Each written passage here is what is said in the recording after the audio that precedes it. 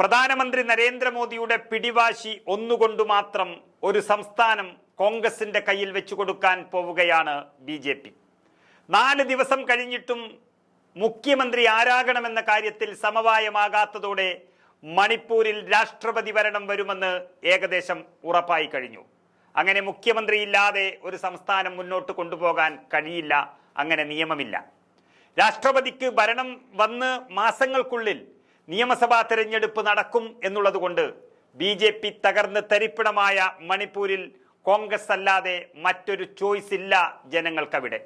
അത് തെളിയിച്ചതാണ് ലോകസഭയിൽ. മുഴുവൻ ലോകസഭാ സീറ്റുകളും കോൺഗ്രസ് വൻ ഭൂരിപക്ഷത്തിൽ പിടിച്ചെടുത്തത് 6 മാസങ്ങൾക്ക് മുൻപാണ്.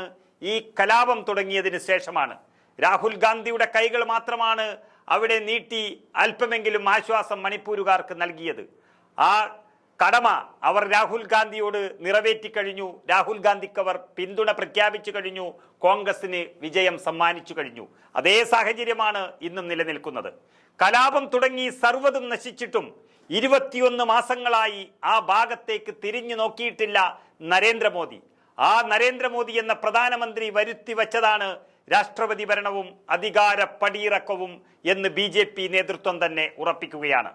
BJPക്കിടയിൽ മാത്രമല്ല, സഖ്യകക്ഷികൾക്കിടയിലും സർവത്ര ഭിന്നിപ്പ് നിലനിൽക്കുന്ന സാഹചര്യത്തിൽ പുതിയൊരു മുഖ്യമന്ത്രിയെ കണ്ടെത്താൻ കഴിഞ്ഞിട്ടില്ല, ഇനി കഴിയുകയുമില്ല. മേത്തേ വിഭാഗം അംഗീകരിക്കുന്നയാളെ കുക്കി വിഭാഗം അംഗീകരിക്കുന്നില്ല. കുക്കി വിഭാഗം അംഗീകരിക്കുന്നയാളെ മേത്തേ വിഭാഗവും അംഗീകരിക്കുന്നില്ല. ഈ 2 വിഭാഗവും പ്രമുഖരായി നിൽക്കുന്ന മണിപ്പൂരിൽ മറ്റൊരു മുഖ്യമന്ത്രി വരാനും സാധ്യതയില്ല. വരാനും ഈ സമുദായങ്ങൾ സമ്മതിക്കുകയുമില്ല. അതോടെ ഇനിയൊരു മുഖ്യമന്ത്രി വന്ന് വിശ്വാസ വോട്ട് നേടാം എന്ന BJPയുടെ മോഹം ഇതോടെ അവസാനിച്ചിരിക്കുന്നു. BJP MLA-മാർക്കിടയിലും ഒറ്റ പേരിൽ എത്തിയിട്ടില്ല ഇതുവരെ. മുഖ്യമന്ത്രി ബീരേൻ സിംഗ് രാജിവെച്ച് 4 ദിവസം പിന്നിടുമ്പോഴും പുതിയ മുഖ്യമന്ത്രിയെ പ്രഖ്യാപിക്കാൻ ഇതുവരെയും BJPക്ക് കഴിഞ്ഞിട്ടില്ല.